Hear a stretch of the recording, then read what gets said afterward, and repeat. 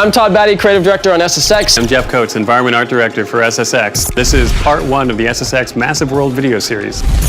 So starting with an interface inspired by Google Earth, there are 9 major regions around the world to select from. Within each one of those regions, there's multiple mountains, and on each one of those mountains, there's multiple drop points. So we use NASA topographical data as the foundation for peaks in the game.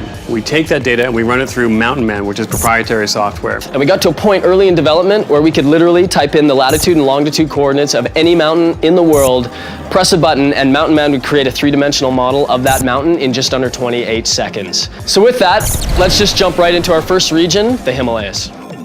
So the Himalayas are really about 2 very distinct different styles. At the lower altitudes, it's all about the Great Wall of China. You're going to be able to jump over that, ride down it, grind along the edge of it. The statues, the prayer flags, all things that give that region a unique sort of look.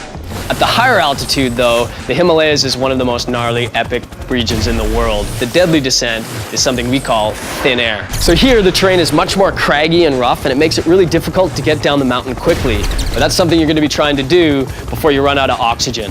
So the Himalayas overall have these 2 amazingly contrasting styles that we think make it an incredibly rich experience.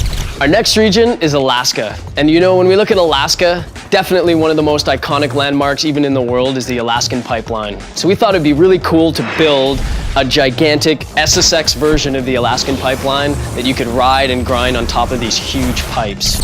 So in Alaska, you start by going down these crazy ridge lines that open out into this valley, and there you see the Alaskan Pipeline. Now you can get up on the pipeline, ride down it, avoid avalanches, jump off and get back on again. Takes you all the way down through the valley down to the finish line. So in Alaska, you're literally going to have snow crumbling underneath of your board, and every run poses huge risks of avalanches. Overall, I think Alaska provides an incredibly unique gameplay experience across the board.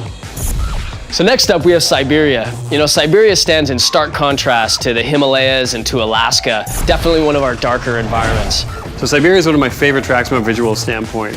It's got a really oppressive, stormy feel to it. You'll be going down the mountain. When you come around the corner, you're going to come out into an abandoned nuclear plant. There's going to be lots of opportunities for big tricks, big air, all kinds of stuff. It's one of our widest maps. There are literally hundreds of different ways to get down the mountain. But we couldn't talk about Siberia without talking about ice, because that's what the deadly descent is in Siberia. And all of the maps and all of the tracks and all the mountains you're going to find in Siberia have very little snow. The ice definitely brings a completely unique wrinkle to the region of Siberia.